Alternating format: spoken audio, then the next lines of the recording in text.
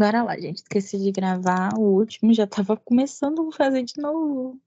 Vídeo sem gravar de novo. Meu Deus do céu. A gravação não gravou o último, mas bora lá. Esse vídeo, né? Eu vou tentar dar uma resumida mais. É, vai falar sobre. Essa aula é sobre o sistema respiratório, né? O exame do sistema respiratório. Que, na minha opinião, é mais complexo, né? Mais longo. Enfim. Eu vou fazer uma revisãozinha do sistema respiratório para entrar no exame, porque precisa, enfim. Aí a gente tem que ele é dividido em trato respiratório superior, né, com o compartimento nasofaríngeo e o trato respiratório inferior, né, com o compartimento traqueobronquios e o valvular. A gente tem que os pulmões e inúmeras vias aéreas vai compor o sistema respiratório, que as vias aéreas elas vão entrar no pulmão e vai se ramificar, constituindo a árvore brônquia, que essas ramificações vai atingir os espaços aéreos pequenos chamados alvéolos, né? Vai se ramificar nos alvéolos. É o caminho que esse ar vai chegar ali no sistema respiratório, né? Aí que a gente tem que é formado por vias superiores, né, e inferiores. As vias respiratórias superiores vai ser formadas pelas fossas nasais, no nariz, a nasofaringe, a orofaringe, a laringolofaringe e a laringe. E essas ISA vai servir além de conduto respiratório, vai tentar também ter outras funções, como o condicionamento do ar, né? Fazendo com que ele chegue no local, né, da troca gasosa lá, que vai fazer a troca do oxigênio com O2 para a temperatura, né? Então, ele também tem essa função, né, essas vias aéreas de manter a temperatura, né, desse ar. E também umidificar o ar e filtrar o ar na passagem, né? Tanto que a gente tem os pelinhos no nariz, né? Que servem para essa filtragem, né? Que até que é recomendado, não é recomendado, retirar, né, os pelos do nosso nariz, né? Para depilar ali, porque os pelos, eles ajudam nessa filtragem da poeira, enfim, do ar ali que vai passar. Aí a gente tem que as vias do trato respiratório vai se dividir em duas zonas, né? A zona condutora, que é constituída pelas cavidades nasais, né? Que durante a respiração forçada, a cavidade oral também vai fazer parte dessa porção. O nariz ali e também a boca, né? Que a gente também vai conseguir usar para respiração e normalmente ela é usada na respiração forçada. Aí a gente tem a faringe, a laringe, a traqueia, o brônquios e os bronquíolos. E tem a zona de transição dessas duas zonas aí, entre as três zonas. No meio a gente tem a zona de transição, né, que vai realizar funções condutoras e respiratórias. E consiste em bronquíolos respiratórios e ductos alveolares. E tem a zona respiratória, que vai ser composta dos alvéolos e vai ter função exclusivamente a respiratória. Aí a gente tem que a porção condutora tem a função de acondicionar o ar, fazendo com que ele seja aquecido, né, igual eu falei anteriormente. Vai aquecer esse ar, vai umidificar esse ar e também vai retirar dos ar a partículas indesejadas, né? Igual eu falei, vai filtrar o ar que vai passar ali, né? Às vezes tem poeira, enfim. Que já a porção respiratória é aquele local onde vai correr a troca gasosa entre o ar e o sangue, né? Que o oxigênio ele vai para o nosso sangue. Já viu lá na circulação, né? Na parte da circulação, que tem a circulação pulmonar, onde ocorre essa oxigenação no sangue, né? Aí a gente tem também no sistema respiratório o tórax, né? Que é um arcabouço ósseo-muscular externo, né? Que vai alojar esse coração, o pulmão e as pleuras. E a estrutura do mediastino, que eu vou falar mais pra frente, a pleura também, vou falar um pouquinho do pulmão também. No adulto, ele tem a forma elíptica, né, o tórax, sendo mais amplo no sentido lateral do que no anteposterior, né? Na frente, ele é menos amplo, creio. Ó. Enfim, vou voltar aqui. Isso. A gente tem que lembrar também das vértebras, né? Que temos 12 vértebras torácicas, temos os discos invertebrais, as 12 costelas, né? As cartilagens, costais e o externo. E esse tórax, ele vai ter a função de quê? De proteger as estruturas da cavidade torácica, né? Que proporciona a proteção de algumas vias, né? Alguns órgãos, igual o coração, o pulmão mesmo, né? Que a gente está falando agora. Enfim. E de outras estruturas, né? Traqueia, os brônquios, enfim. Aí a gente tem as cartilagens costais no adulto jovem, que elas são elásticas, são capazes de resistir à considerável torção e vai conferir elasticidade à parede torácica. E com o envelhecimento, elas podem se tornar mais calcificadas, né? Que vai perder essa elasticidade. A gente pode identificar isso daí numa radiografia de tórax. Aí aqui a gente tem as ramificações, né, da traqueia, que a gente tem a traqueia, e aqui a gente tem os brônquios. Aí tem os brônquios, né, que são diferentes, né, a partir da anatomia, do esquerdo e direito. Enfim, tem o bronco principal, bronco secundário, aí depois lá no pulmãozinho vai se ramificar no alvéolo, né? Bronco, vai no bronquíolo, vai virar bronquíolo, vai virar alvéolo, aí vai ter a zona condutora, né? Aqui dentro da zona condutora, né? Vai ter a partir da troca gasosa, né? Do sangue, que o ar vai pro sangue, enfim. Aí aqui a gente tem a traqueia e os broncos, novamente, e o pulmão. E algumas partes do pulmão. Eu vou falar mais pra frente, né? Essas partes do pulmão. Mas aí aqui a gente tem o ápice, né? A base, enfim. Aí aqui a gente tem as partes do sistema respiratório, que a gente vai ver, vai ser importante para a gente analisar, que são o nariz, a narina, a cavidade nasal, tem um monte de coisa aqui, enfim. Mas enfim, a gente vai olhar mais isso daqui, né? A faringe, vai pegar um pouquinho da laringe aqui, né? Vai pegar a laringe, vai pegar um pouquinho da faringe, enfim. E vai pegar a laringe e vai pegar a traqueia, né? Os broncos, o pulmão. E a gente também tem o diafragma também, né? Que serve, tem muita importância no sistema respiratório, né? Que eu vou falar mais pra frente também. Mas a gente tem que tentar que o trato respiratório ele vai ter duas divisões. Vai ter a parte superior, que é feita pela cavidade nasal, composta, né, pela cavidade nasal, a faringe e a laringe, né? Lembrar disso. Trato respiratório, dois tratos respiratórios, superior e inferior. Cavidade nasal, faringe, laringe, trato respiratório inferior, começa pela traqueia, vai pelo o bronco principal ali e o pulmão, né? Aí aqui a gente tem as clavículas, o externo, o tórax ali do paciente, que a gente tem as costelas, né?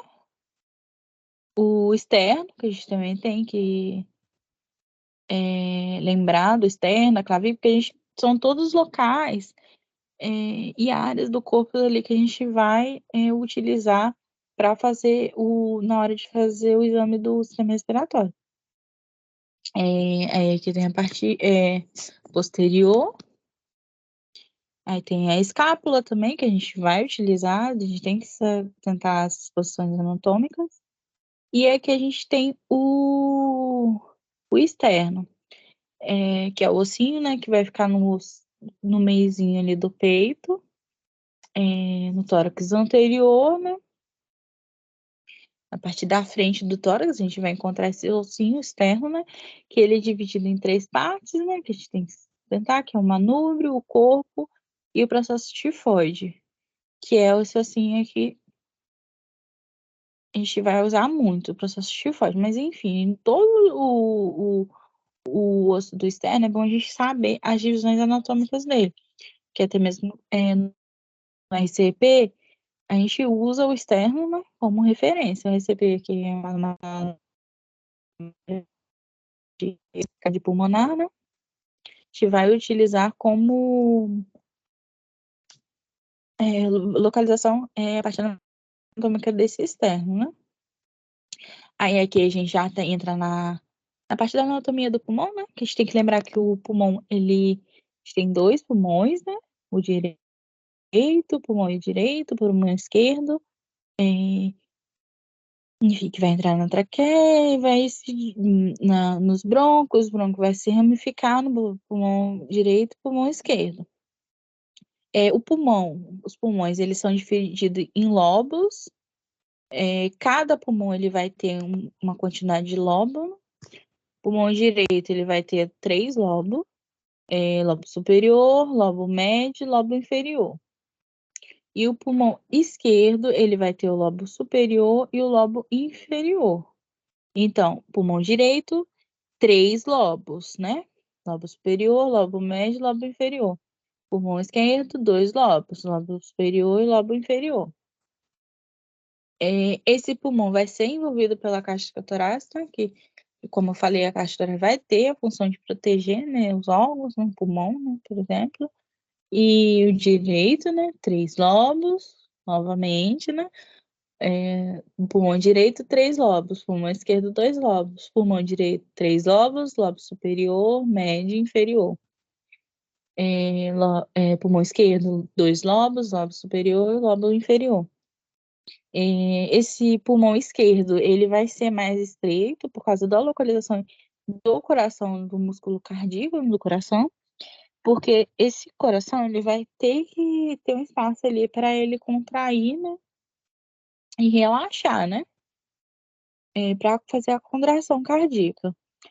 O pulmão direito, ele vai ter o fio, né, como parte subjacente ali dele, para a parte subjacente, né? E esses lóbulos, gente, eles vão ser separados por fissuras, né? Oblíqua e horizontal, enfim. O pulmão. A gente tem que saber que em volta do pulmão a gente vai ter a pleura, né? Que vai envolver o pulmão. E essa pleura, ela vai ter duas partes, que é a pleura visceral e a pleura parietal. A pleura visceral, ela vai ter contato com o pulmão mesmo, vai entrar em contato com o pulmão, a pleura visceral, e ela vai ser essa parte interna. E a parietal, ela vai ser a parte externa, que vai entrar em contato com os órgãos, e o tórax, com os outros órgãos, né, do corpo, ali na região, e com o tórax. Entre a pleura parietal e a pleura visceral, a gente vai ter a cavidade pleural, que ela é composta por um líquido, né? Líquidozinho ali que vai ficar ali. Enfim, qual a função da pleura? Ela vai auxiliar na movimentação do pulmão, né? Da expansão desse pulmão, contração e expansão desse pulmão. Porque a pleura visceral e parietal, ela vai acabar deslizando uma sobre a outra. Aí eu coloquei até o exemplo aqui. Quando a gente tem um acúmulo, né, de líquido, né, nessa cavidade pleural, que a gente chama de derrame pleural, né? Isso que é o derrame pleural, é o acúmulo desse líquido nessa cavidade pleural. Aí aqui a gente já entra no diafragma, né? Que vai ser um músculo, nézinho, que ele vai ficar ali por baixo, ó. Ficar aqui, tá vendo? Que ele vai contrair a músculo estriado esquelético, né? Fórmula de cúpulazinha, que vai separar a cavidade torácica do abdômen, que vai ser responsável por auxiliar nos movimentos de inspiração e expiração, né? Tá vendo? Que ele vai contrair Ó, vai ajudar nessa contração do pulmão, igual que tem mais pra frente, ó. Na hora da gente, ó, inspira, diafragma vai contrair. Expira, o diafragma ele vai subir, ó, para ajudar o pulmão a se contrair. O pulmão vai expandir, o diafragma vai ficar mais para baixo. Então, o diafragma ele vai ter essa função ali, na respiração, né, na contração, na função de ajudar na contração pulmonar.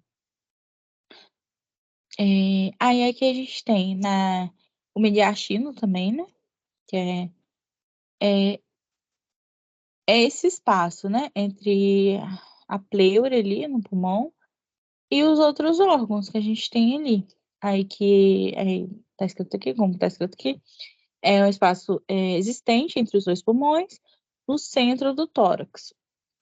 Vai ser composto pelas estruturas anatômicas como traqueia, coração, esôfago, o timo e parte do sistema nervoso e linfático.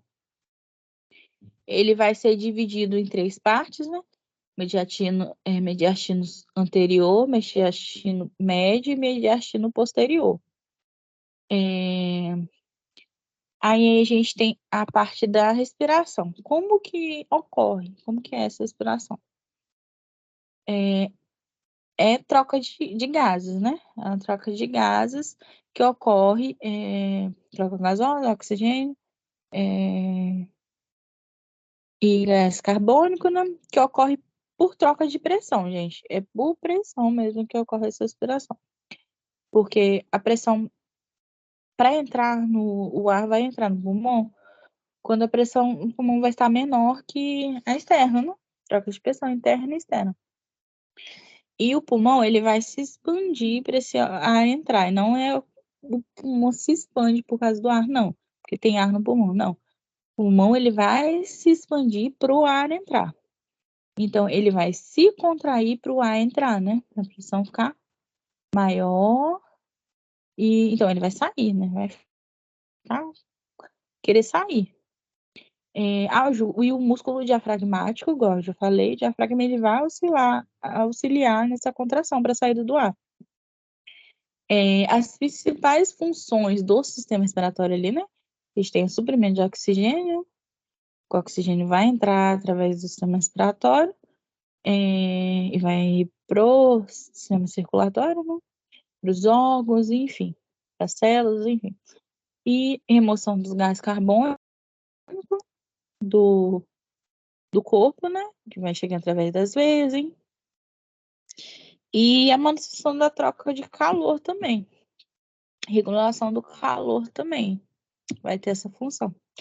E a gente tem a movimentação, né? Que ocorre na respiração, que é a inspiração e a expiração. Inspiração, o ar vai entrar, expiração, o ar vai sair.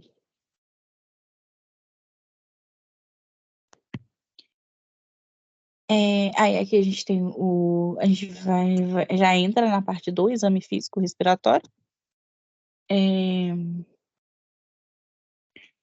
Aí eu coloquei alguns materiais, algumas coisas que eu peguei do slide da Gil, da professora, que tem os materiais necessários. A gente tem o esteto, a régua pequena, a caneta, o algodão e o álcool. Mas o esteto mesmo que a gente vai utilizar aqui, né? Não tem muita coisa diferente, não. As coisas de antes que a gente usa e o esteto, né? Preparação. Como sempre, né? Lavar as mãos e fazer desinfecção do esteto, né? Com álcool 70% no esteto. Sempre lavar as mãos, como sempre, antes de fazer qualquer procedimento com o paciente. Né? Antes de mexer com o paciente, depois de fazer procedimento com o paciente, enfim, a gente tem aquelas regrinhas das mãos lá, né? Os 5 passos lá, antes de mexer com o paciente, depois de entrar em contato com superfície próxima ao paciente, depois de entrar em contato com material contaminado, enfim. Sempre se apresentar para o paciente, né? fala nome, seu nome, né? Quem você é, né? Sempre se apresentar ao paciente antes de fazer qualquer procedimento. Sempre explicar ao paciente o que você vai realizar com ele, o procedimento que você vai realizar com ele, e pedindo também autorização, né, para o paciente, né, para fazer aquele procedimento. Promover privacidade, né, até mesmo porque a gente vai pedir para despir o paciente, porque a gente vai precisar de despir, às vezes, o paciente a parte de cima ali, do tórax, então a gente vai precisar promover privacidade. Uso de biombo, né, às vezes com enfermaria que é leito conjunto ali, a gente vai utilizar o biombo. Quando for quarto ali, a gente fechar a porta, né? Quando o quarto é separado, fechar a porta, lembrar de fechar a porta. Sempre, né? Para qualquer procedimento a gente for fazer, a gente tem que lembrar da privacidade do paciente ali na hora. Também é bom a gente se atentar que para fazer esse tipo de exame a gente vai ter que ter um ambiente sem barulhos, né? Porque a gente não vai conseguir auscultar ali para frente. Vou falar ali mais para frente da ausculta, a gente não vai conseguir auscultar os barulhos direito. Na hora de fazer, se tiver um ambiente muito barulhado, né? Cheio de barulhado, muito barulho. Iluminação boa também, né? Claro, sempre, né? Qualquer exame. E a gente vai avaliar também a temperatura ambiente ali, para o paciente, né? Se tiver muito frio, o paciente vai ter que se despir, às vezes vai ter que tirar o lençol, né? Se atentar para a temperatura ambiente, muito calor também não, né? E despir o paciente da cintura para cima. Nunca vai expor o paciente por completo, porque você também não vai fazer um exame completo. Só a hora que você for expor, for analisar ali, você vai expor, vai despir, né, o paciente. Se ele tiver com um lençol, um pijama ali completo, um vestido, coloca um lençol no paciente, para tampar a parte de baixo. A posição. Posicionar, se estiver sentado com os braços cruzados, né, para examinar o tórax posterior, decúbito dorsal, você vai, ou decúbito dorsal, você vai examinar esse paciente, posicionar, ou sentar. É porque vai depender também do paciente, né? Às vezes o paciente não vai conseguir sentar, não vai conseguir ficar em pé, enfim. Sempre, né, gente? Antes de fazer qualquer exame, né? A gente sempre faz a anamnese. E o exame específico respiratório também vai pegar a anamnese ali para fazer esse exame. Na anamnese, a gente vai pegar o quê? A idade do paciente, porque algumas patologias respiratórias, elas vai ter alguma prevalência em determinada faixa etária. Idosos vai ter alguma coisa a mais, crianças também. Enfim, uma coisa também que é bacana, a gente vê que dependendo de determinadas épocas do ano, a gente vai ter incidência, né, maior de algumas patologias, né, do sistema respiratório, né, gripe, resfriado, essas coisas, quando tá muito frio e tal. Até contaminação também, né, vai ser maior, porque chove, ônibus tudo fechado,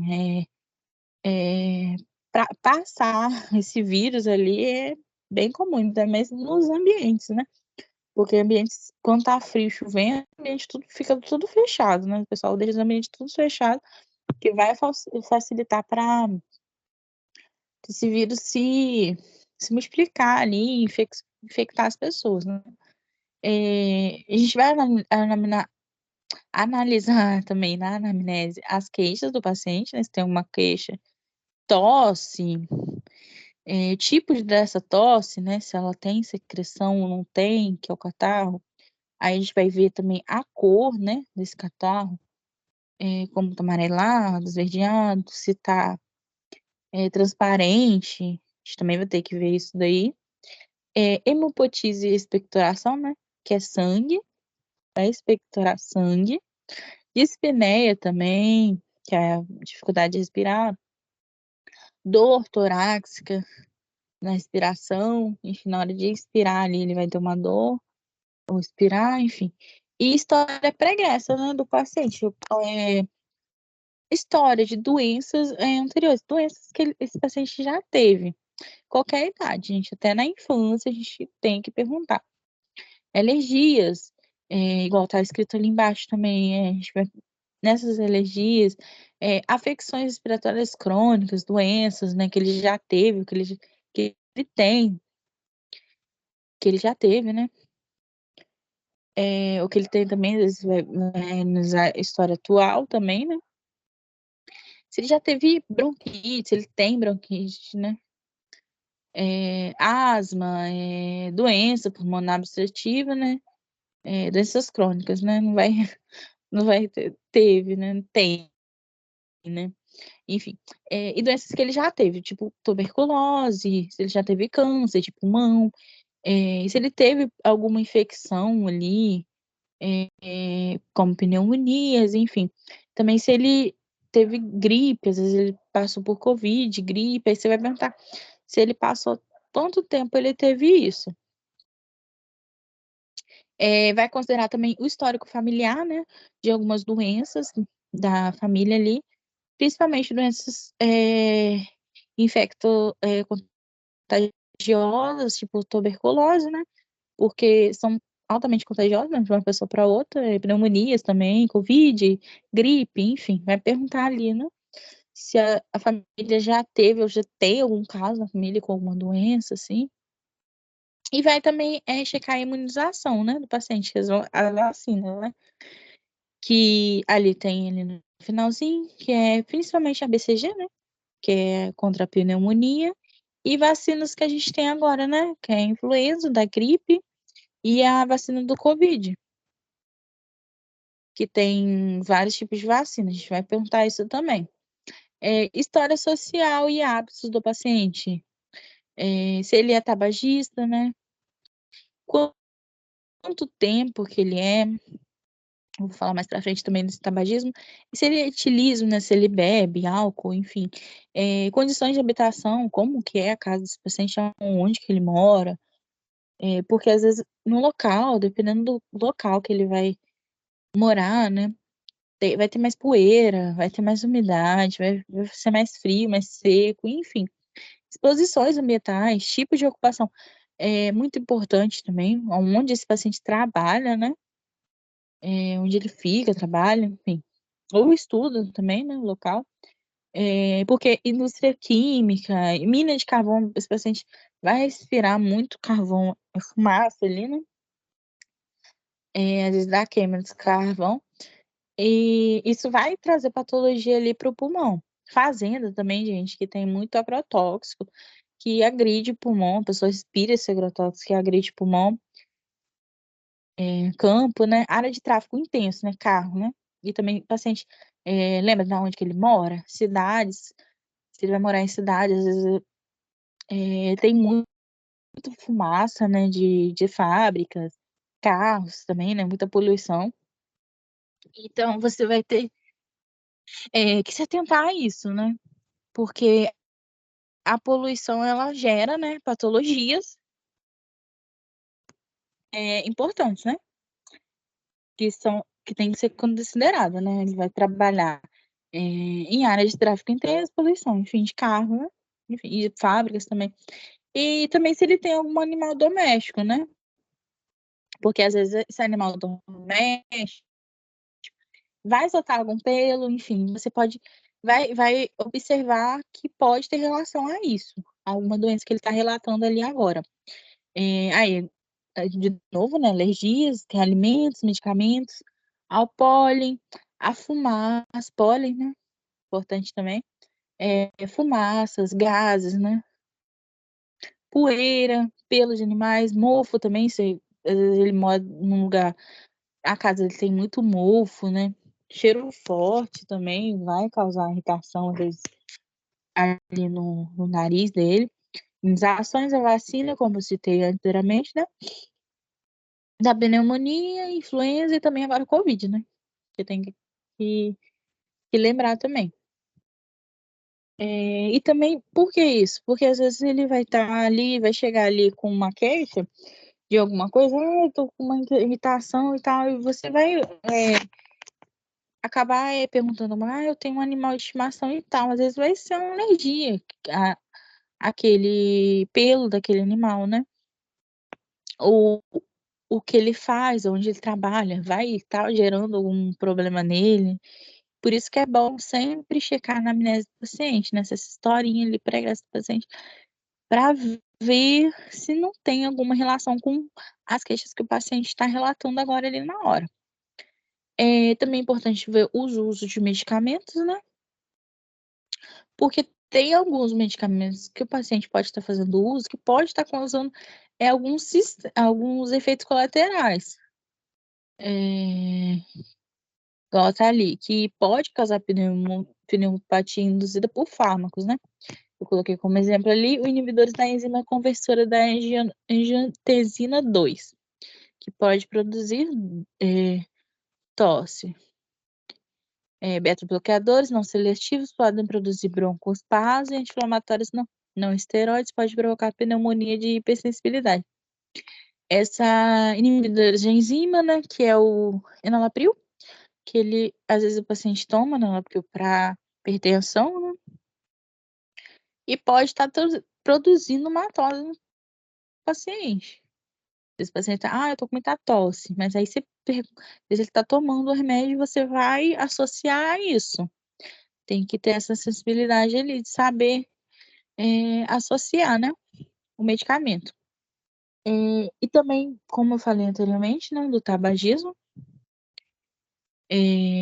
investigar esse tabagismo desde o início desse tabagismo, com quantos anos ele começou a fumar, né? O número aproximado de cigarros que esse paciente fuma por dia, por ano, enfim. O grau de dependência, né, no caso. E se ele se ele parou de fumar, você pergunta há quanto tempo, pergunta a mesma coisa, como que ele fumava, enfim, quanto tempo que ele fumou e há quanto tempo ele parou de fumar. Quanto tempo ele cessou esse tabagismo, né? E a gente tem que lembrar que o tabagismo ele não é considerado mais um hábito. Nenhum hábito, nem nenhuma.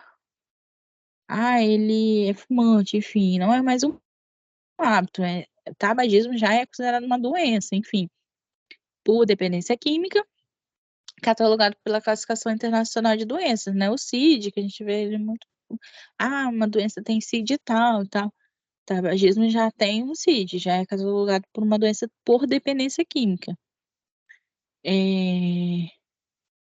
Aí também a gente tem algumas perguntinhas, né, que a gente pode usar para se localizar ali com o paciente.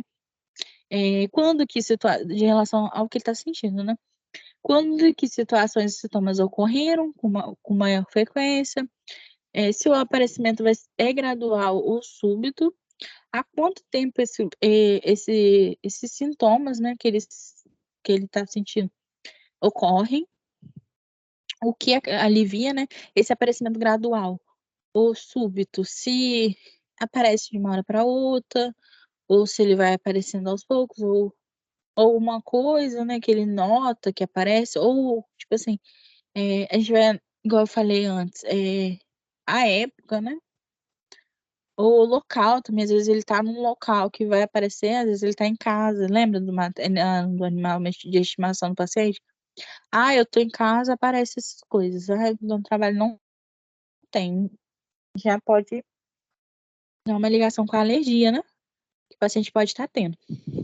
Aí é que a gente tem, de novo, né, as queixas mais comuns que a gente tem que a gente vai escutar, repetindo, que é a dispneia, né, vai ser a dificuldade desse paciente em respirar, a gente tem que se atentar a isso. A tosse, né, que pode ser com com secreção, né, a gente tem que avaliar também a secreção dessa tosse, se tá com secreção, se tá com tosse seca, como que é essa secreção, se é esverdeada, amarelada, enfim, catarro, né, tosse com catarro.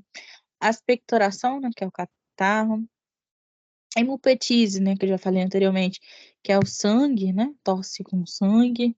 se tem dor no tórax ao respirar e rouquidão também, né, que é relacionada às cordas vocais, mas pode ter também outra relação.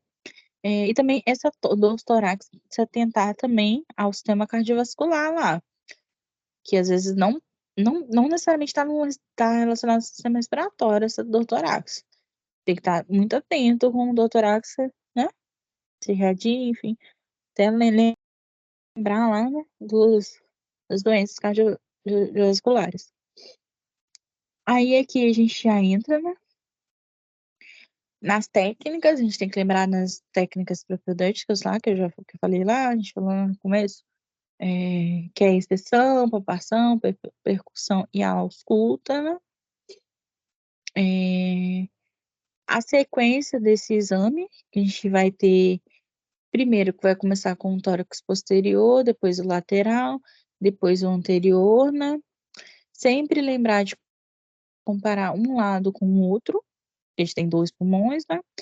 A simetria, a gente vai sempre comparar. Eu coloquei aqui de novo para a gente lembrar sobre as linhas que a gente vai utilizar ali mais para frente. A gente vai ver mais para frente essas linhas que vai utilizar para se localizar ali, para fazer o exame desse sistema.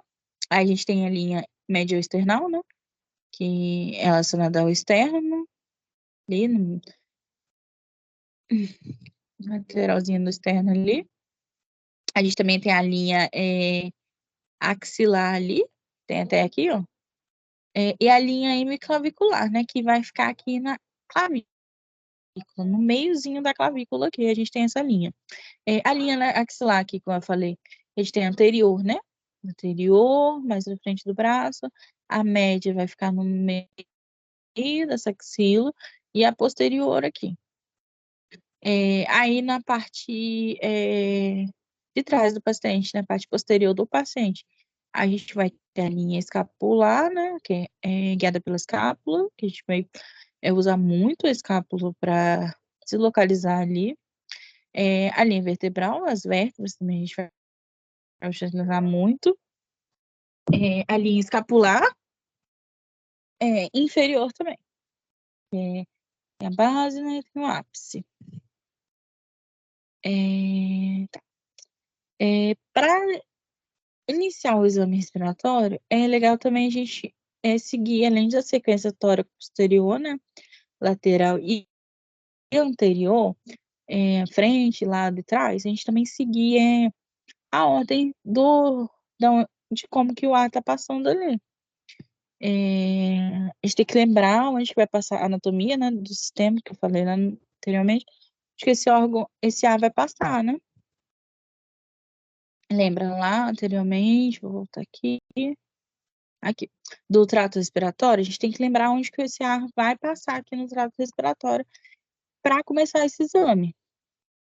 Porque a gente tem a cavidade nasal, a laringe, a faringe, a traqueia, o brônquios e o pulmão. Então, primeiro, é legal a gente começar com o quê? O nariz ali, né? Onde que o ar vai entrar. Ou a boca também, né? Se ele estiver usando a boca para respirar. No nariz ali, o que a gente vai olhar? A gente vai olhar a simetria, né? Do septo ali, do nariz, das narinas, simetria do septo. Porque se o paciente tiver algum desvio de septo, igual que tem aqui na imagem, tá vendo? O paciente está com desvio de septo aqui, que provavelmente ele fez uma cirurgia e corrigiu isso, vai prejudicar a respiração desse paciente, né? Então a gente vai olhar a simetria, porque o septo ele sempre vai estar ali na linha média, né, do corpo. E a gente vai olhar a permeabilidade dessas narinas. O que que é? Como esse ar está entrando, se ele está entrando, se ele está tendo dificuldade de entrar, de expirar ali pela essa narina, como a gente vai fazer a permeabilidade das narinas? A gente vai tapar uma narina e vai pedir o paciente para respirar pela outra. E vice-versa, né? Com as duas narinas. E a gente vai ver se o paciente está tendo alguma dificuldade para respirar com uma narina. Pode ter uma obstrução, né? Como o desvio de septo, enfim. Depois a gente vai ir para a garganta do paciente, né? observar a boca do paciente, vai observar a garganta, principalmente as amígdalas, para ver se tem algum aumento das amígdalas, né? Porque pode obstruir, né? E também a gente tem casos, igual se o paciente chega lá com alergia, ele pode estar com essa garganta meio inchada, né? Que vai causar obstrução, né? Das vias aéreas e vai prejudicar a respiração dos pacientes. Aí a gente tem, no exame físico respiratório, também a gente tem a inspeção, né? A gente começa primeiro pela inspeção, palpação, percussão e ausculta, né? Lembra das técnicas propedêuticas?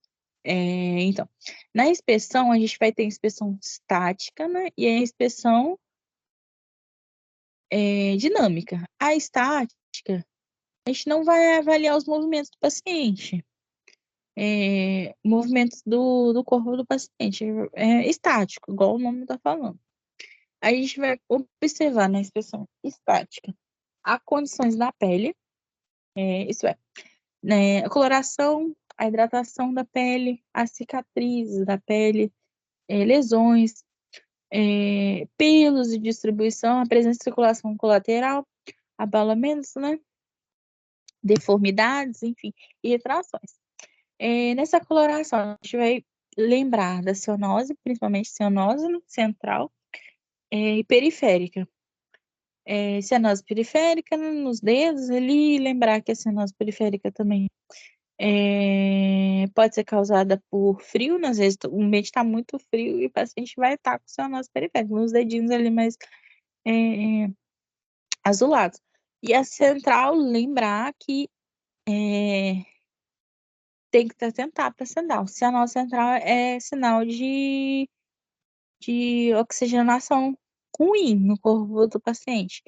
Pode ser tanto com da respiração, do sistema, pode estar relacionado ao sistema respiratório, né? Pode estar com uma respiração ruim ali, ou também com uma circulação ruim, pode estar relacionado à circulação também, né? Porque o sangue ele vai carregar esse oxigênio pelo corpo. Hidratação do paciente, enfim, vai pegar ali, né? E vai fazer. Vai ver, né? Se o paciente está hidratado, enfim, cicatrizes, lesões, enfim, circulação contralateral.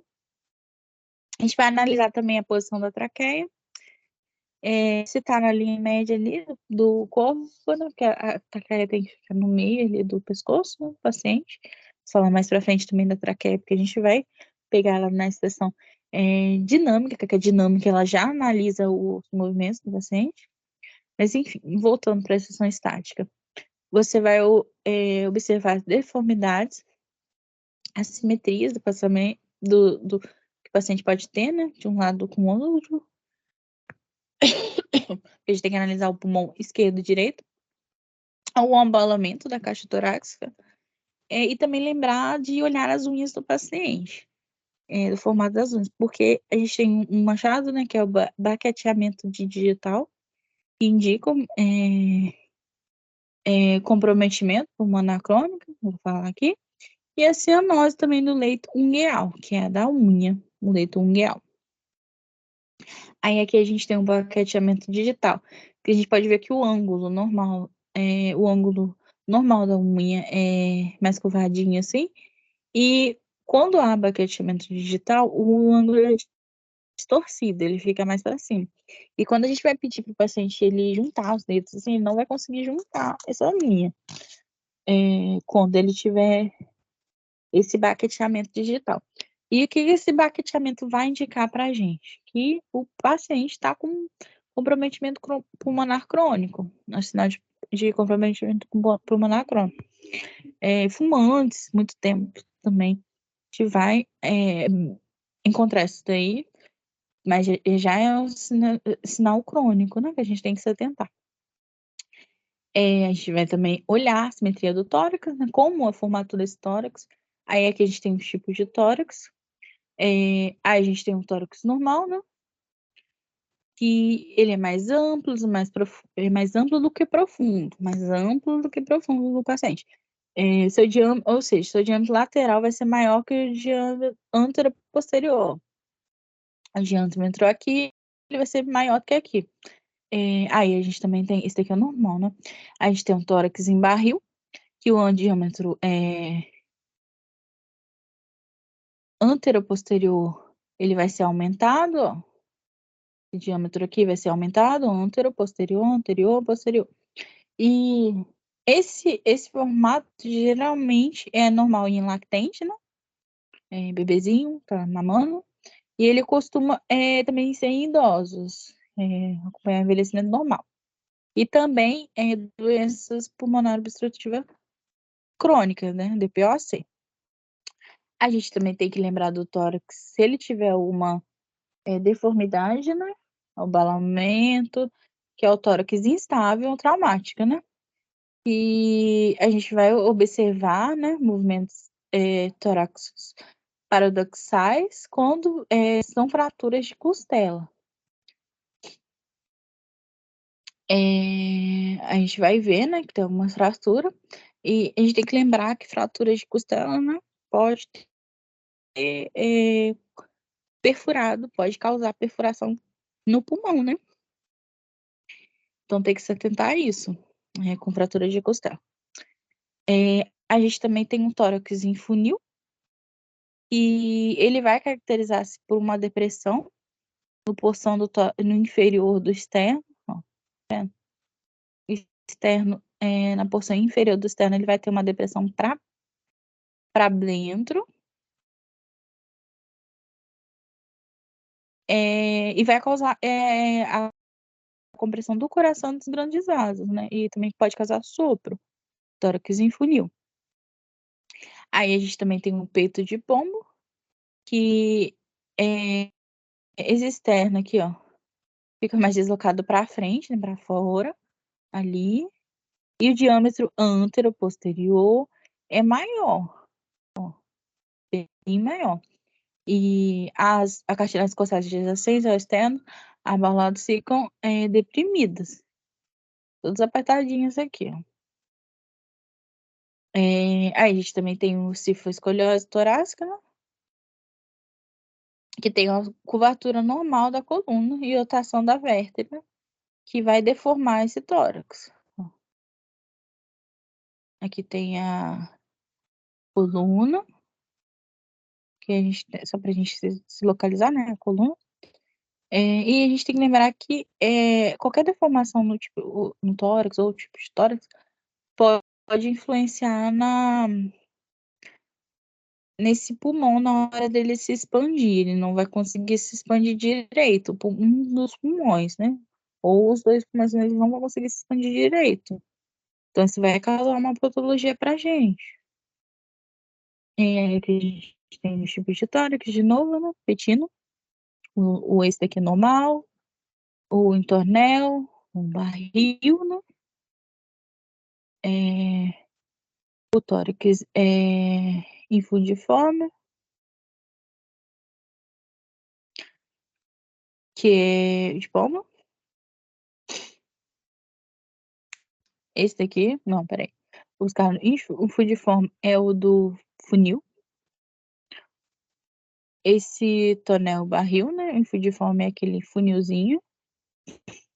Tá vendo? Que tem um fundinho aqui. O externo, ele tem tipo um ladinho mais fundo aqui. E a gente tem o de pombo, né?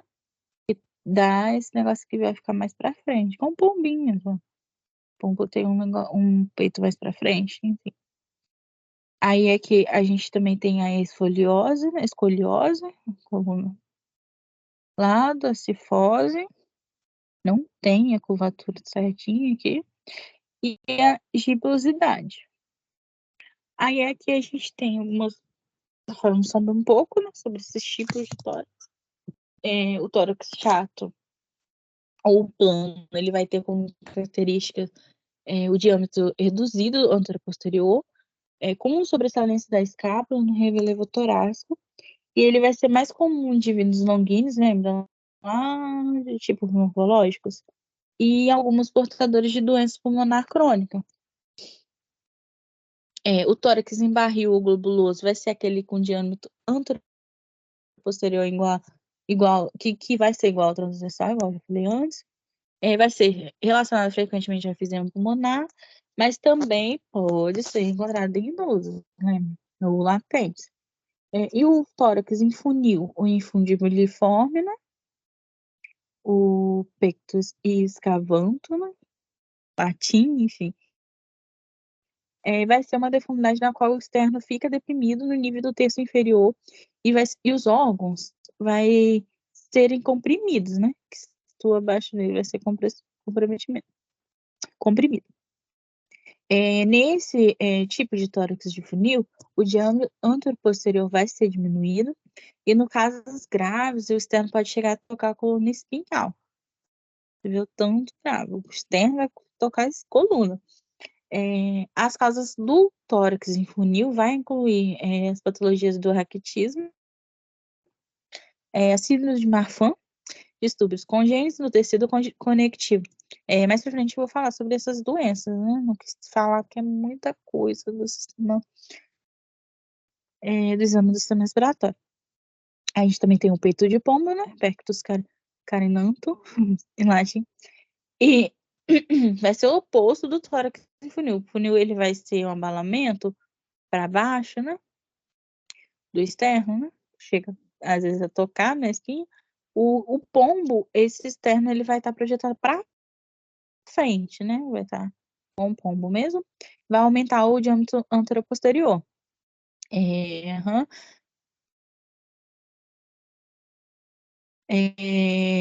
Aí as causas mais comuns de patologia, a gente tem raquitismo, asma, síndrome de Marfan, cifoscoliose congênita também pode contribuir para o peito de pombo, enfim.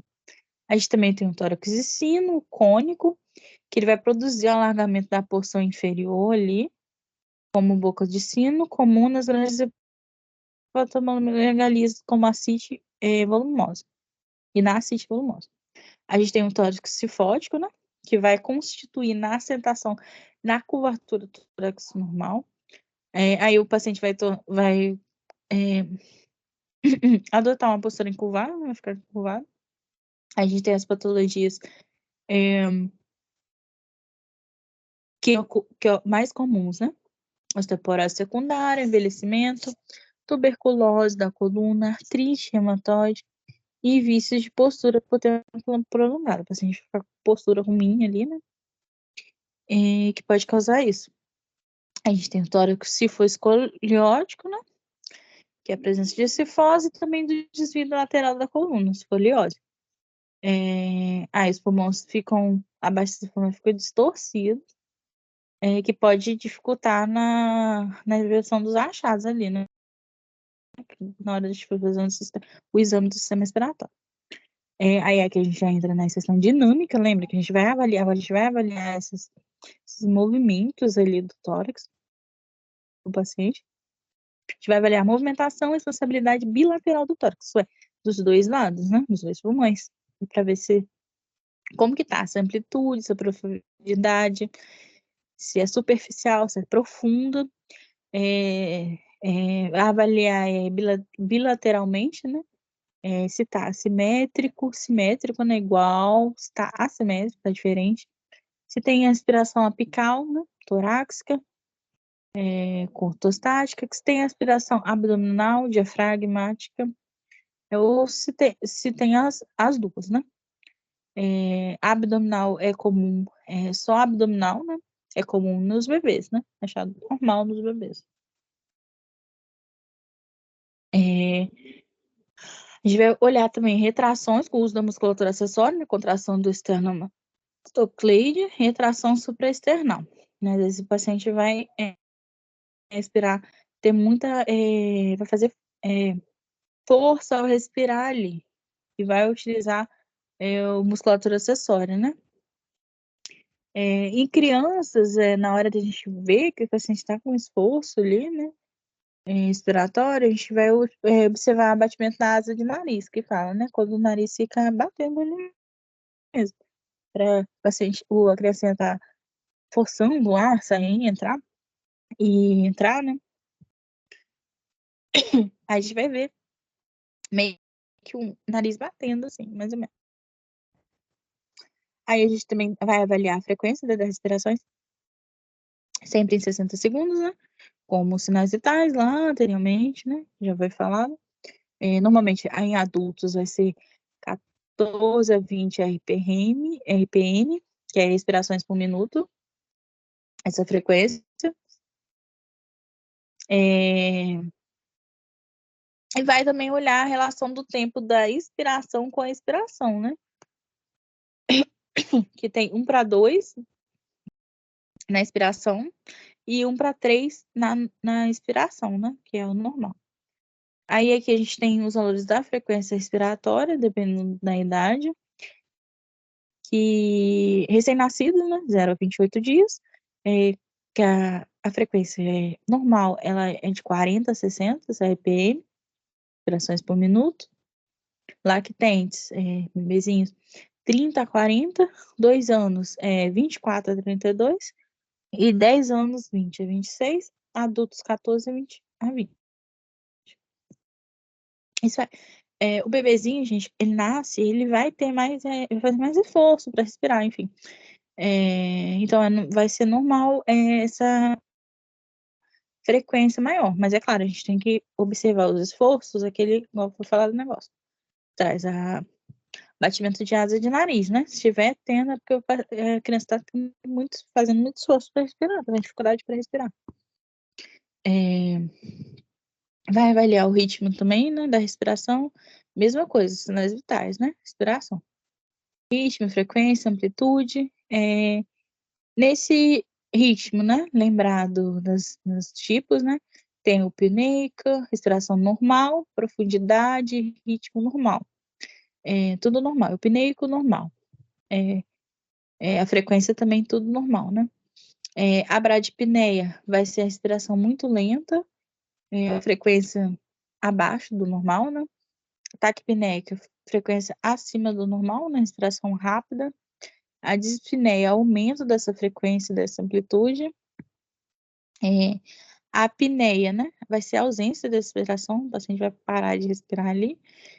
A gente tem a ortopneia, a dispneia melhorada, né? Sentar ou levantar, dependendo da movimentação do paciente ali. Cheyne-Stokes a gente tem, que aumenta a amplitude aqui. Tá vendo? Que o paciente vai aumentar a amplitude, aí depois vai ser profunda e vai diminuir. Vai fazer uma apneia.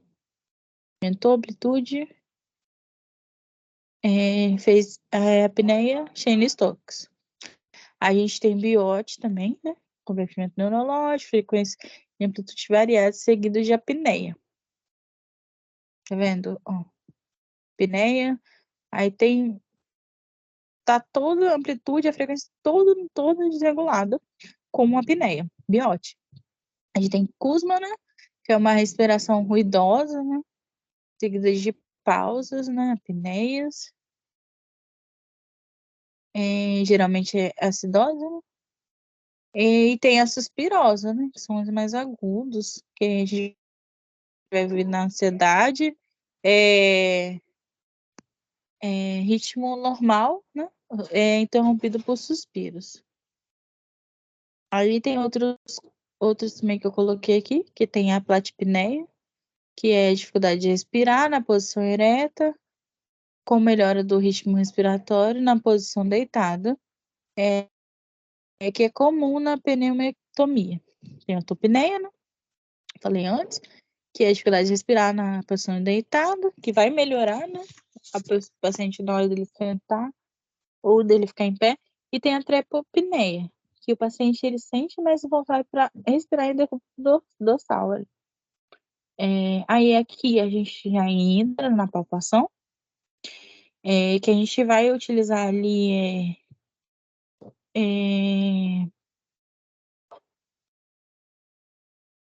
a mão espalmada, né? Lembrar da mão espalmada na hora de fazer a palpação, para verificar, né? A posição e a forma da estrutura dos órgãos, para ver se tem uma anormalidade, né, na estrutura, um amolamento. É, enfim,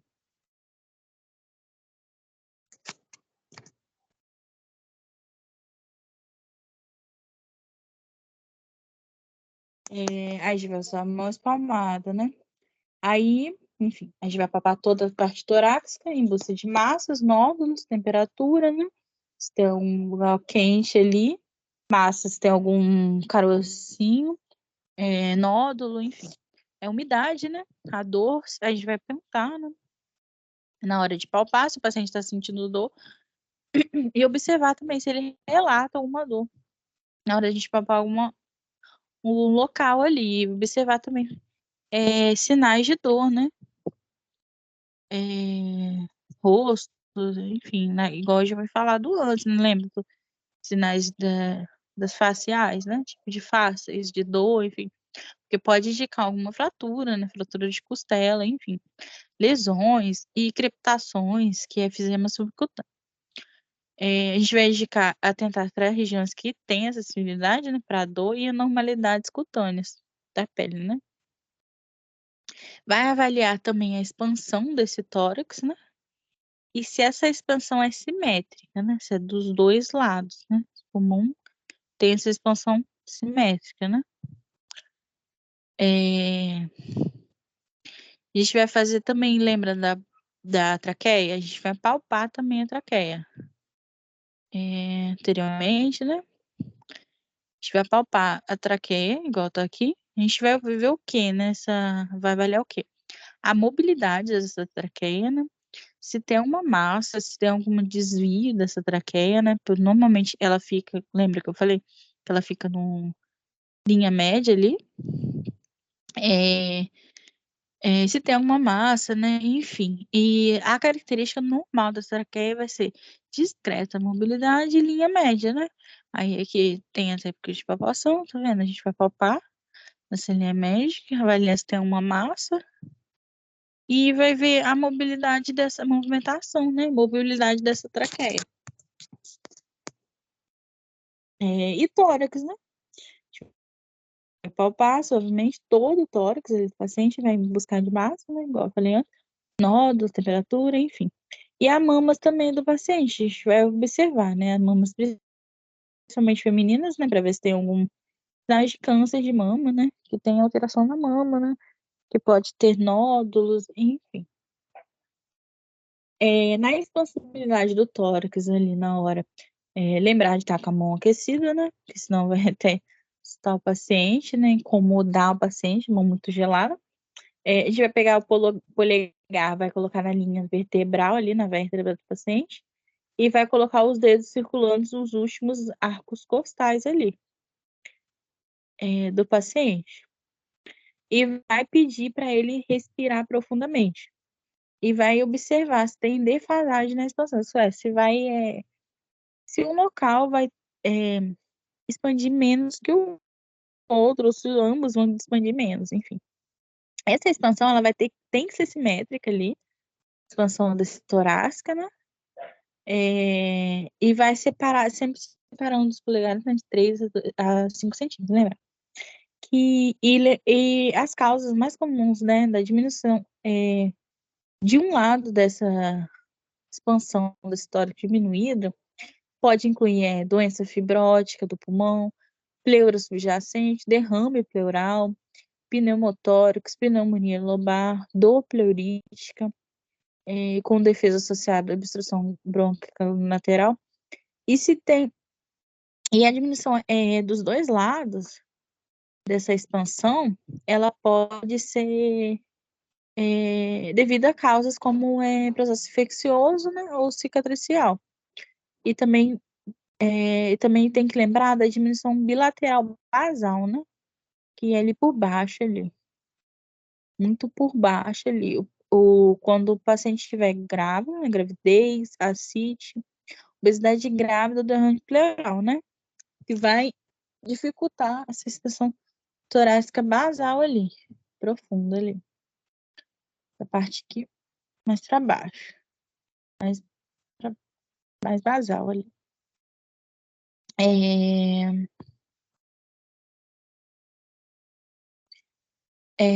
A gente, na hora da gente ver a espaçabilidade do tórax, né? Na frente, a gente vai colocar o dedo no processo tifoide, direção ao processo tifoide, e os polegares nas bordas costais, né? Orientando o processo tifoide. Aí aqui a gente tem o frêmito, já vai avaliar o frêmito, né?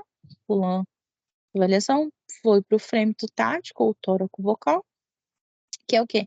Que é a transição da vibração do movimento do ar através da parede torácica durante a fonação, né? A fala desse paciente. Ele vai ser realizado junto à parede posterior do tórax, né? Enquanto o paciente vai pronunciar palavras que vai induzir intensa vibração. A gente vai pedir ele para falar algumas coisas em alto bom som, né? 33, 1. A gente vai pedir para o paciente para pronunciar essas palavras. Aí essas vibrações vão ser transmitidas da laringe através das vias aéreas, né? E vai ser palpadas na parede torácica. Aí a gente vai utilizar a parte óssea das mãos, né, do dedo, ou a superfície ulnar da mão para obter a acessibilidade vibratória dos ossos da mão, a fim de detectar o frêmito, né? A gente pode utilizar uma mão ou ambas. O melhor é utilizar as duas mãos, né? Nos mesmos lados. Até mesmo na hora de comparar ali, para a gente identificar se tem um lado que é diminuído, aumentado ou ausente, né?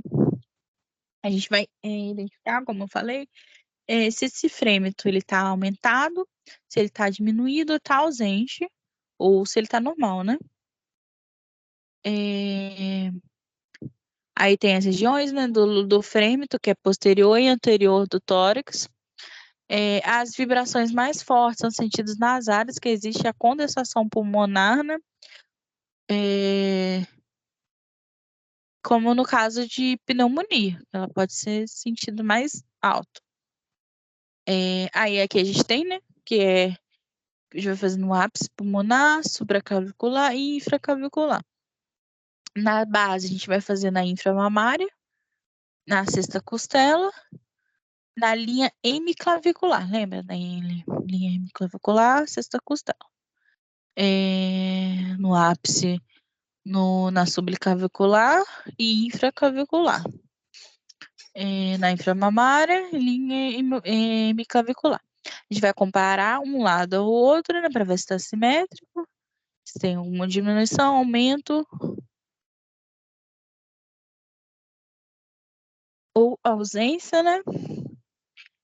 Comparar vibrações de um lado com o outro. Vai evitar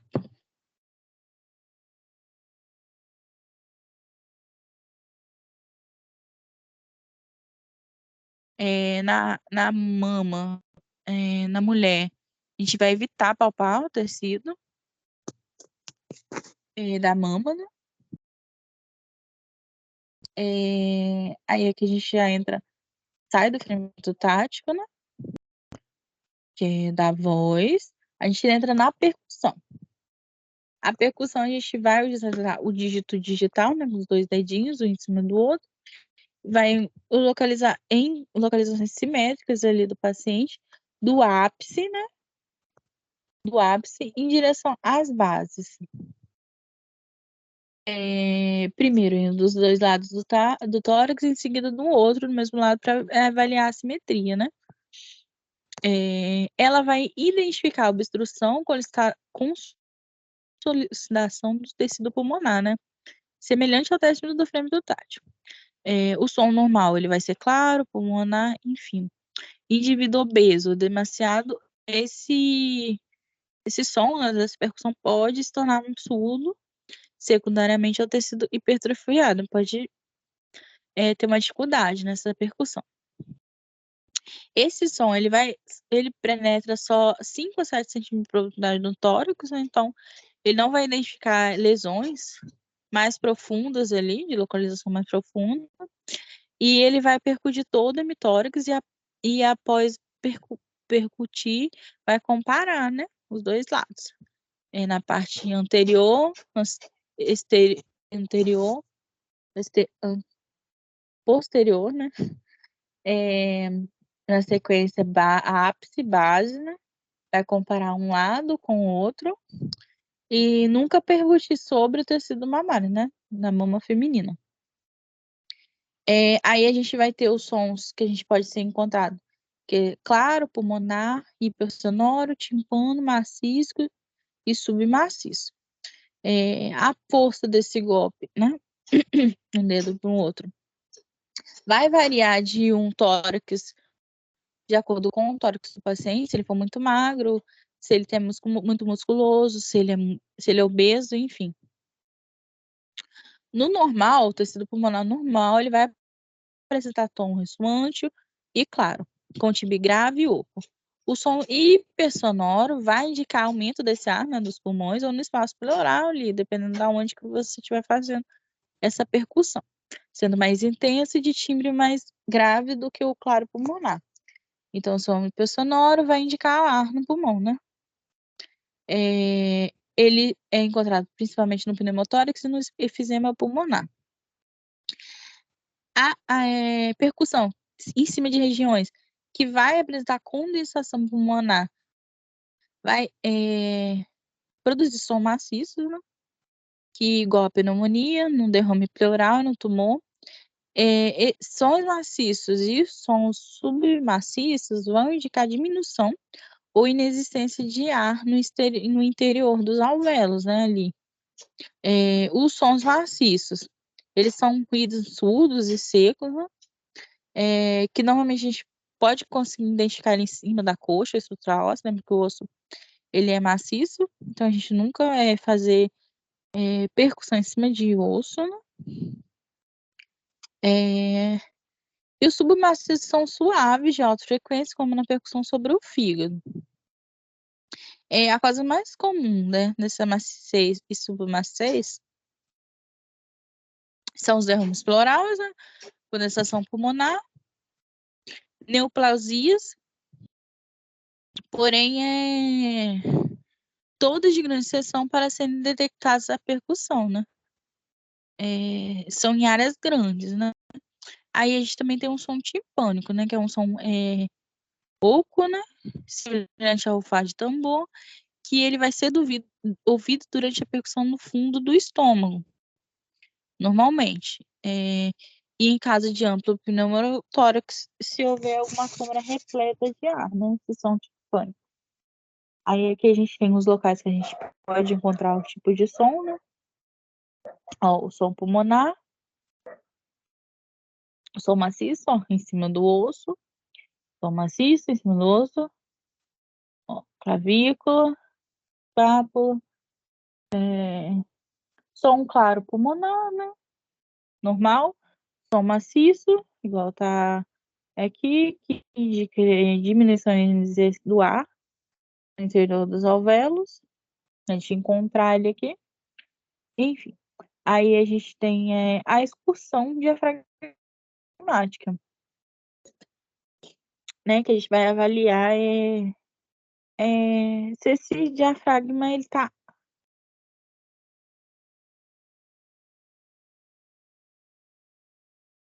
Esse diafragma ele vai como tá expansão, né? Mais ou menos. Aí a gente vai pedir primeiro para fazer essa excursão diafragmática que o paciente expire e mantenha a expiração brevemente. E vai percutir abaixo da linha escapular, vou botar aqui, para até o som ter ácido ressonante para maciço nos dois lados e vai marcar o ponto, primeiro ponto. Aí depois a gente vai pedir que o paciente inspire, expirou e inspirou profundamente, prenda a respiração e vai continuar percutindo para baixo, desde essa primeira marca, e marcar o ponto onde o som fica maciço nessa inspiração. Primeiro a gente vai pedir ele para expirar, né? E mantém a expiração. E vai ver onde vai percutindo, até onde o som, a gente vai ver que o som ele alterar ele vai começar maciça. A gente vai marcar ali. Depois vai pedir o paciente inspire, né? Expirou, soltou o ar, inspirou, e prender a respiração. A gente vai continuar percutindo, desde a primeira marca para ver onde que o som fica maciço. Você vai marcar. A gente vai medir a diferença, né, da primeira marca com a segunda. E em pessoas normais, essa marquinha tem que dar 3 a 5 centímetros nos adultos. Com exceção em pessoas bem condicionadas, né?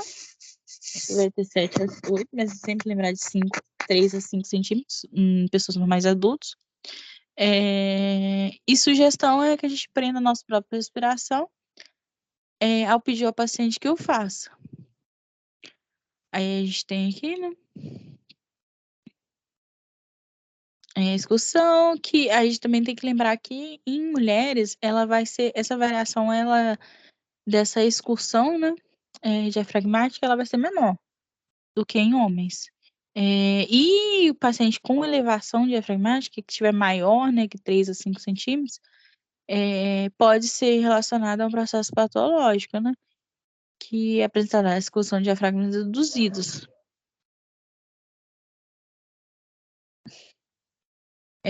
Enfim, a excursão diafragmática reduzida pode ser relacionado com elevação diafragmática, né, que é, por exemplo, a condensação do líquido pleural nas bases que apresentam um maciço à percussão. E aqui a gente tem, né? A gente pediu para o paciente expirar, né? Percutiu até o som se tornou maciço, a gente coloca a primeira marca. Pediu para o paciente inspirar, veio fazendo a percussão, né? Com um dedo sobre o outro. O som se tornou maciço, segunda marca. A gente vai comparar a distância, a diferença dessas duas marcas. Tem que dar 3 a 5 centímetros. A reguinha, né? Aí aqui a gente tem a percussão do pós posterior, né?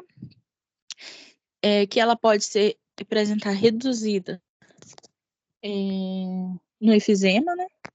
Na atelectasia, na ascite extrema, na gravidez avançada, na obesidade mórbida, na paralisia, enfraquecimento neuromuscular do diafragma por lesão na meloma espinal, acidente vascular cefálico, síndrome de Guillain-Barré, distrofia muscular e dor do pós-operatório.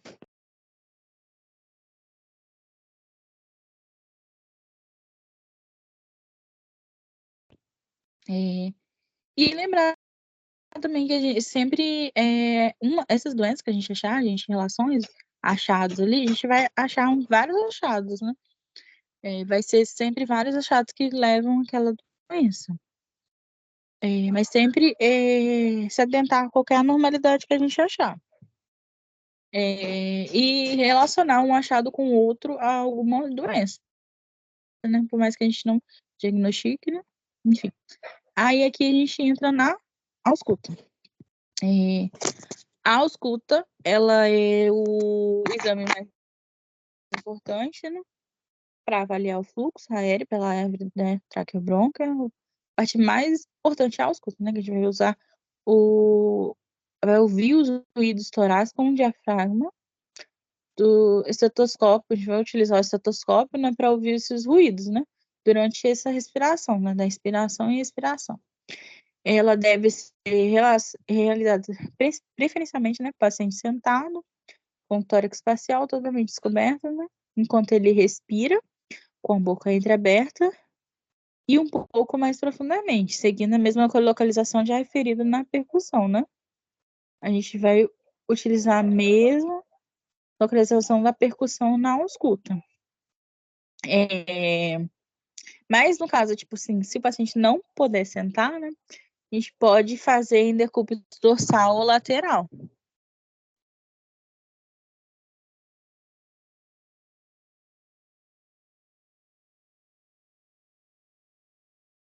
Enfim. Aí a gente tem que estar atento, né, para um possível desconforto respiratório em virtude da hiperventilação, deixar o paciente descansar conforme necessário, né? Se está hiperventilando, deixa ele descansar um pouquinho, ele está respirando normal. A gente tem que avaliar 3 elementos, né? Característica do ruídos respiratórios, né? Que é a presença de ruídos adventícios, características da voz falada e sussurrada.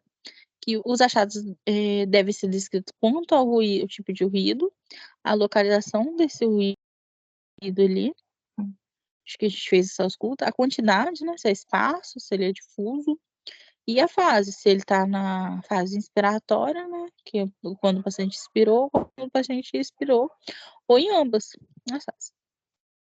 Nessa ausculta, a gente vai ter os sons normais, né, que vão resultando na transmissão da... Peraí, gente, só um pouquinho.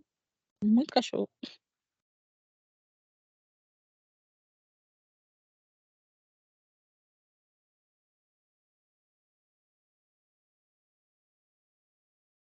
Enfim, nos sons normais, né, que a gente tem na ausculta, a gente vai resultam da transmissão de vibrações produzidas pela movimentação do ar, né, nas vias aéreas. Esses sons normais, eles são denominados de som traqueal, som brônquico, murmúrio vesicular e som broncovesicular. A gente tem cada local para ouvir esse tipo de som. Som brônquico, aqui perto do brônquio, né? E traqueia, né? Som com broncovesicular, murmúrio vesicular, som broncovesicular, enfim. Nos sons normais, né? A gente tem um som traqueal, que é perto da projeção da traqueia, né? Fenda glótica, região subesternal. Ele é intenso, agudo e tem qualidade pouco sonora. A fase expiratória é um pouco mais audível, respirar, na hora de respirar vai ser um pouco mais audível, e longa, que é a parte que na hora que o paciente for inspirar. No som brônquio, ele vai ser escutado na região da produção dos brônquios, né? De maior calibre, próximo ao externo ali. Na fase expiratória, ele vai ser mais forte, e quando escutado na periferia do pulmão, ele vai significar transmissão anormal do som decorrente de condensação pulmonar, como em caso de pneumonia ou telectasia. A gente também tem o murmúrio vesiculares, né? Que é escutado em toda a extensão do tórax, que ele é mais extenso nas bases pulmonares, ó. Murmúrios vesiculares, tá vendo? Mais extenso nas bases. E tem timbre mais grave, suave e mais forte, prolongado na fase inspiratória. Quando o paciente estiver inspirando, ele é mais forte, prolongado e mais audível, na região anteroposterior. Nas axilas, nas regiões infraescapulares, e fratores extrapulmonares, como obesidade, hipertrofia muscular, pode torná-lo mais débil, né? É difícil de ser ouvido. E dentre as causas patológicas, né, de doenças que vai causar a diminuição desse som, que é o murmúrios vesiculares, a gente tem o pneumotórax, o derrame pleural, efizema pulmonar, a dor torácica, de qualquer etiologia, obstrução traqueal e edema de glote.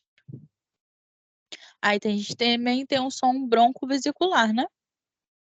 O som broncovesicularzinho, que ele vai se somar às características da expressão bronca, né, com as do murmúrio vesicular. Ele é escutado em condições normais no primeiro e no segundo espaço intercostais do tórax anterior, né, e entre as escápulas, no nível da terceira e quarta vértebra dorsal. E quando ele é escutado em regiões distantes das estados, ele indica condensação pulmonar, né, atelectasia por compressão ou presença de caverna. Percebemos o som bronco, como citado anteriormente. Aí aqui a gente tem como, né, fazer essa ausculta, a gente vai posição de pé, né, lateralmente ao paciente. A gente vai se posicionar de pé lateralmente ao paciente, vai escutar a traqueia e os campos pulmonares. anterior e posterior, anterior e lateral, começando da traqueia, né? Dos ápices da base, da região supraclavicular,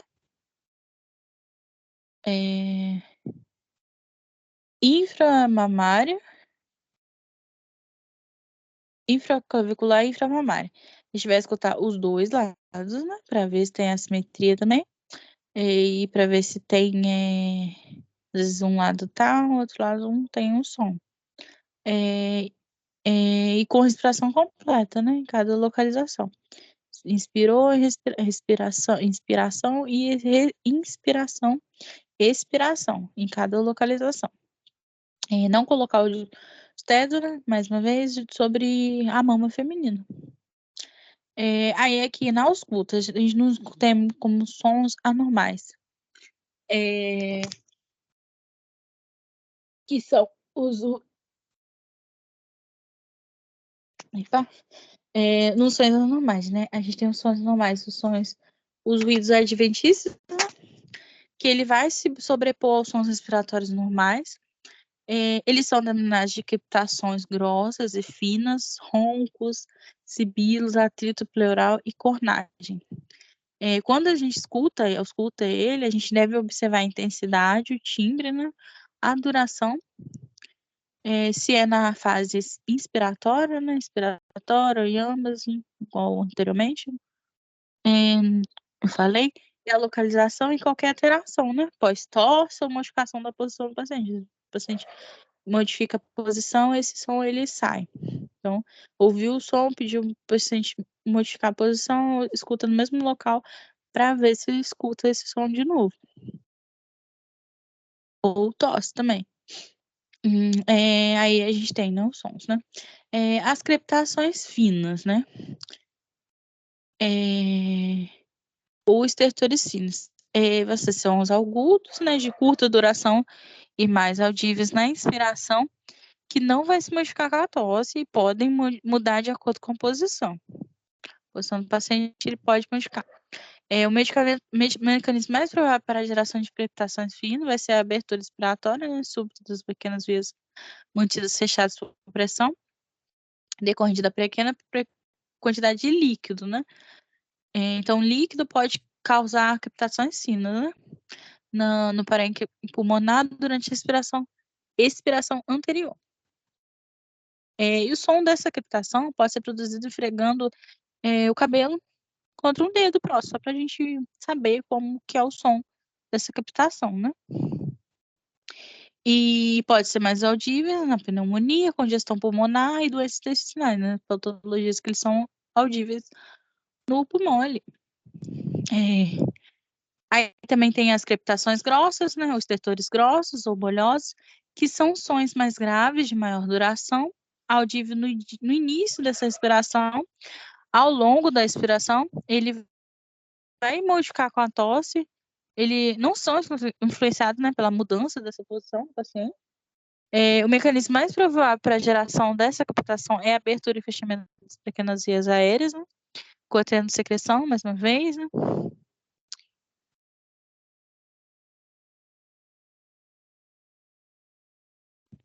E também pela alteração no tecido de suporte das vias brônquicas. O som é semelhante ao rompimento de pequenas bolhas, né? Essa captação grossa. E pode ser audível na patologia da DPOC, doença pulmonar obstrutiva crônica, e em bronquiectasias. A gente também tem os roncos, né? Que são sons mais graves, de maior duração, audível na inspiração e ao longo da expiração. Com predomínio na inspiração. Ele vai se modificar com a tosse, nos roncos. Vai ocorrer em consequência da passagem do ar, né, por estreitos canais de retrato de líquido, né? Então, o ar vai passar por canais cheios de líquidos e vai causar roncos. Quando a produção excessiva de muco, como na pneumonia, na bronquite ou na bronquiectasia, as doenças são frequentes associadas aos roncos. Acontece aos roncos, né? Essas patologias. A gente também tem os sibilos, né? Que são ruídos musicais sussurrantes mais agudinhos, de maior duração audíveis na inspiração e ao longo da expiração, e que não se modifica com a tosse. Não vai parar, né? O paciente tossir. São decorrentes da passagem do ar por vias aéreas estreitadas, né? Quando intenso, pode ser audível por sem estetoscópio. A gente pode escutar os sibilos com o paciente respirando sem estetoscópio, quando é muito alto, intenso. Eles são frequentemente associados a patologia de asma, broncoconstrição e corpos estranhos também pode gerar, né, estreitamento das vias aéreas e causar o sigilo.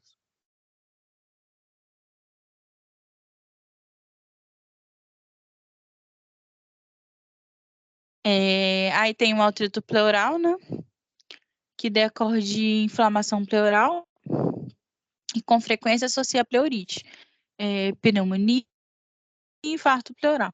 Ele é descrito como um rito semelhante a um estalo e a um roçar entre dois pedaços de couro. É mais intenso na inspiração, mas também ele pode ser escutado, né, na respiração sobre a área inflamada ali. Aí a gente tem cornágio, estridor, que vai ser a respiração ruidosa devido à obstrução no nível da laringe, da traqueia, que é percebido mais marcante na fase inspiratória, que pode ser decorrente de laringite, edema de glote, corpos estranhos, câncer da laringe e estenose da traqueia. A gente fecha aqui, né? Aí eu coloquei com diagnóstico, que às vezes, para diagnosticar um tipo de doença, a gente fez o exame físico, ele encontrou alguma anormalidade, né? Mas também para diagnosticar alguma doença, às vezes é preciso fazer investigação clínica epidemiológica, né? E o exame físico. Aí tem a anamnese, né? Igual eu falei, que é fundamental, né? Para a gente achar relação a alguma doença, alguma patologia. E contatos, né? A gente vê ali sobre viagem, informações sobre viagem, contatos com possíveis portadores nos últimos 14 dias, onde está aparecendo esses sintomas, né? Pneumonia, gripe, tem Covid, influenza, né? Gripe, Covid agora, né? Enfim, em doenças infecto-contagiosas. Aí a gente tem um diagnóstico laboratorial, né? Que pode ser por meio de 2 testes, que é a reação em cadeia da polimerase PCR, que vai ser uma técnica da biologia molecular, o teste imunológico, sorologia, né, do paciente, que vai permitir de forma imediata identificar a presença do SARS-CoV-2, por meio da coleta de secreção da nasofaringe realizada com a utilização de SWAB, até o 8º dia do início dos sintomas. Já o teste imunológico, né, a gente vai detectar os anticorpos IgM, né, e IgG. IgM e IgG, eles indicam se o paciente ele teve a doença já, um vai indicar se teve já a doença, e o outro vai indicar se ele tá com a doença, né? Porque ele teve a doença, ele adquiriu anticorpos, né, para essa doença. Mas a gente tem, né, diagnóstico, às vezes a gente vai precisar de um diagnóstico laboratorial. Aí a gente tem segundo teste, né, que tem limitações, a coleta deve ser somente ao 8º dia, enfim. Aí a gente também tem o diagnóstico por imagem, né, que é a tomografia computadorizada, o raio-x, enfim, que pode indicar alterações tomográficas, opacidade in vitro, fosso, periférico, bilateral, com ou sem incrustação, opacidade in vitro, fosso, multifatorial de morfologias arredondada, com ou sem consolidação de halo reverso, enfim. A tomografia, né, ali do tórax do paciente vai aparecer a normalidade. A gente vai observar normalidades, que é obesidade, às vezes dá muito branco, uma área, enfim. Mas aí eu coloquei, né, que a função nossa como enfermeiro vai ser avaliar esse paciente na anamnese e no exame físico e ver e saber identificar alterações. Se tem alterações nessa função respiratória do paciente, tem algum comprometimento cardiovascular também, né? vai avaliar a necessidade de oxigenoterapia, e agir, né, para agir prontamente para o estabelecimento dessa função ali, restabelecimento dessa função. E vai prescrever os cuidados de enfermagem necessários, né? Eu saio, enfim, que vocês vão ver mais para frente. Que são os cuidados de enfermagem, às vezes ali para esse paciente que tem algum problema ali de respiratório. Às vezes, uma posição ali que ele vai respirar melhor, enfim. Conclusões, né? A gente conclui que para fazer esse exame pulmonar, gente, é importante que a gente siga esses passos procedêuticos, né? Que são a aspersão, palpação, percussão e escuta, no local certinho, na ordem certa, sempre lembrando da inspiração e expiração, e também lembrando da anamnese, né? E saber associar, né? E saber associar e saber detectar qualquer anormalidade ali que a gente e alterações. E por isso a gente tem que treinar, gente, exaustivamente, né? Coloquei ele. A gente tem que treinar para desenvolver a habilidade necessária para detectar essas anomalias possíveis. Eu vou ver se eu linko aqui no YouTube, eu mando um vídeo para vocês sobre decisões anormais, né, que vocês vão achar ali, porque a gente tem que escutar também para saber como que vai ser esses sons anormais, né, como são sons normais, né, do pulmão, e como vão ser esses sons anormais ali, para saber ter essa sensibilidade, né, de detectar essa normalidade ali. Mas é isso, gente, treinando, porque esse sistema eu acho ele bem complexo, esse exame. Enfim, foi essa a monitoria de hoje. Agradeço a presença de vocês e até a próxima, gente.